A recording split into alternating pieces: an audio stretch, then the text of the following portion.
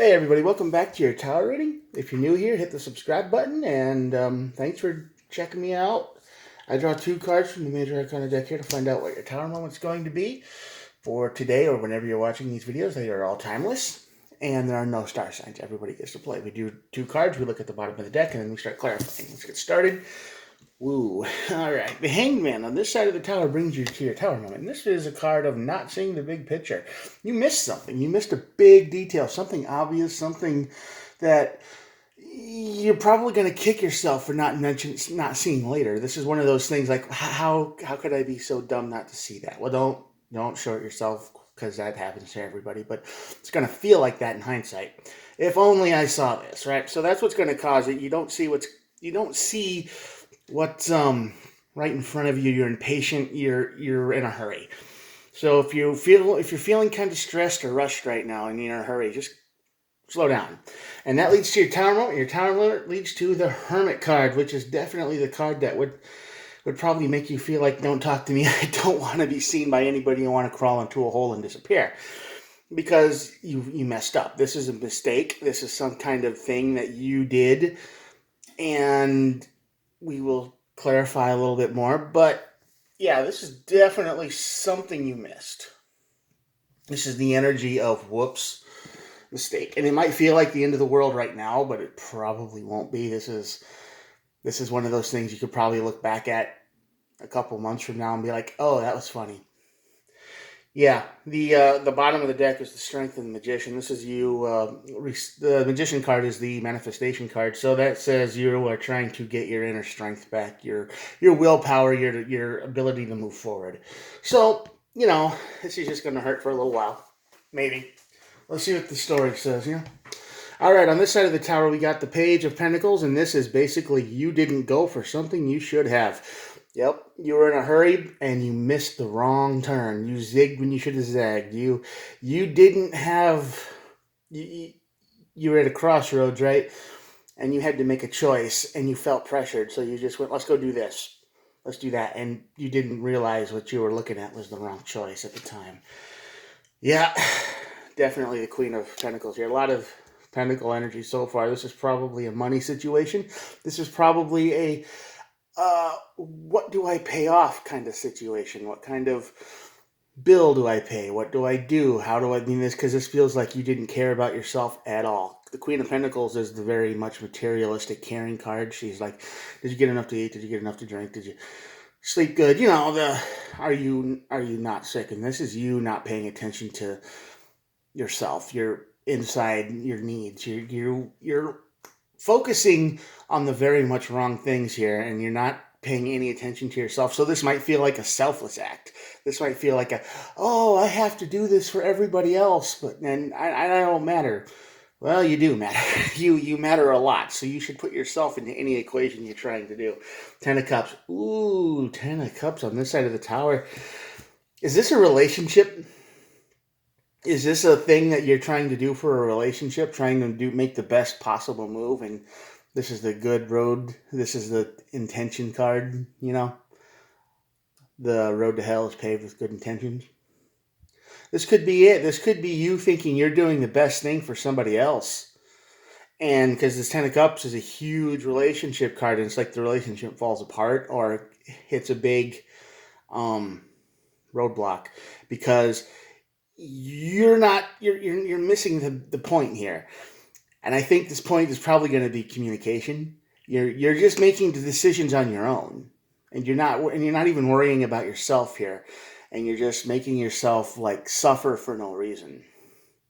Okay, that's going to lead to your tower moment. That's probably going to lead to everybody around you going, "What were you thinking? What's wrong with you?" because under your tower is the Nine of Pentacles. There's a lot of Pentacle energy with this, so this is definitely a money decision. The Nine of Pentacles is the card of independence and chaos and kind of single. This is a card of sleeping on the couch when it comes to the tower moment. Are you buying a dude pet for somebody? This is a big financial decision that you are doing for somebody else, and you're just like, don't worry about me, I can handle it. You understand? This is the card of doing all these things for somebody, and then they turn around and they're like, later, they're like, I never asked for that. Well, they shouldn't have had to, because that was your job. That was how you felt that you needed to take care of them. You're putting too much energy into them to rebuild their life, maybe. But yeah, that's not working, because then it just makes them feel like they're all kinds of dependent on you. And really, you're like, no, I'm just doing this because you can't. And they feel like, oh, I'm worthless and I can't do anything now. So yeah, that might make you feel a little bit single. You might be sleeping on the couch because you're taking too much. You're not letting them do anything. And see, it's a difference of perspective here. They might see you as doing all the things and feeling like now that you did it, you're going to hold it over them. You know, like, oh, I did all this for you and now I expect. And they hate that feeling. And that's probably not in your head at all. You're probably just thinking, I got to do this because nobody else is going to. But you don't expect anything, and they run to the conclusion that you will suspect it. They are lying to themselves here. They're definitely lying. When you do too much for people, they will lie to themselves, and they will make you think there's some kind of trick, there's some kind of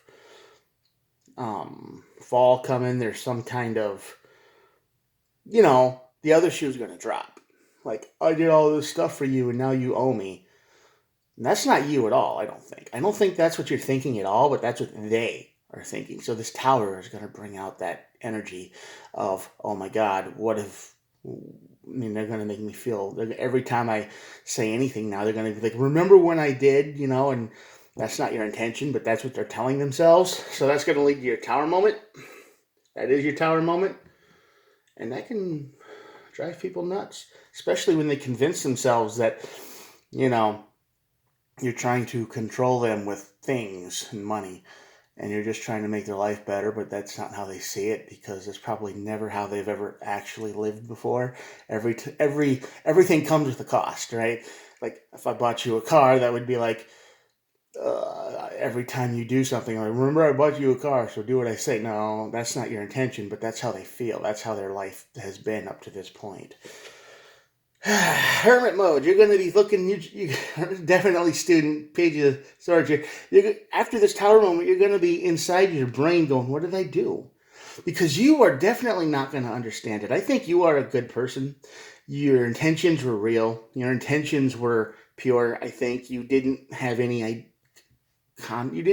plans to use these things that you were doing as a leash or some kind of control factor. You were just doing it to be really good, and that's not how they're seeing it. So you're trying to figure this out in your head, like, what happened? I mean, if anybody would do this stuff for me, I'd probably be over the moon. And nobody's ever done that stuff for you, so you're doing what you can because you can, and they see it as a tactic to control others. Yeah, you're going to just do the same thing every day. I mean, it's going to be a mess, but you're going to have to show whoever you're with that no, because this is going to turn into an everyday exercise. Because every time you even start to think that, well, I did this for you, and that means every time that thought process gets even started in their head, every little action you do, every little reaction, I mean, they're probably the type to watch every move, every feeling change, right? They will look at you and every kind of sigh, even though you might do that on a habit and just for no reason. They might think that, oh my God, this is some kind of guilt trip, because that's how their brain works. Not yours, but theirs does. So you are going to be on yourself every day trying to control everything you do, which is basically going to make you feel like you're walking on eggshells, which is no way to live. I know. But you are dealing with somebody who obviously has some kind of mental abuse. They have some kind of abuse in their past, and it's nothing good ever came for free. Nothing good ever came without a price. Nothing good ever came without do you remember that one time when I got you this thing and now you have to be nice to me forever type of thing? So they're terrified that you have done so much for them, and that's why the tower moment showed up. Because they can't handle that. Their brain isn't wired that way. They're a survivor. They will do and say anything it takes to survive, and too much generosity is a big red flag. Yeah, King of Pentacles. You're going to keep doing the same thing you do but you're going to measure your response from now on. I mean, you're not going to be there immediately to go, hey, I can help, even though you want to. You're going to understand this tower moment's going to teach you that that's how they see life. It's going to be a very big learning experience that generosity turned into a red flag for them at some point in their life. And now, no matter who they're with, they can't handle it because they just see it as some kind of trick. And you were way generous over here. You didn't see it, couldn't have seen it, and you put them first. You put everybody else first into your relationship. You didn't even worry about you because for whatever reason, you saw this person as someone who was in need of help.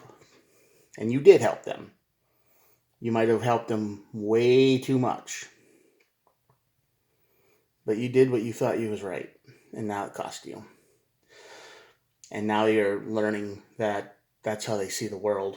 And you're in control of your emotions at all times. So 2 kings on this side of the tower. Yeah, you're definitely becoming a more aware of their mental state, of their past. And this is a situation that you can't fix. So you are in control of yourself, your actions, what you do, what you give. You're being more aware of how they see generosity as a whole. And honestly, if they see it this way and it gets to this point after a few weeks of you walking on eggshells and they still can't get over the fact that they can't, generosity is still a bad thing coming from someone who probably loves them, right? And they don't get it because that's just a trick or a lie and they can't get around that.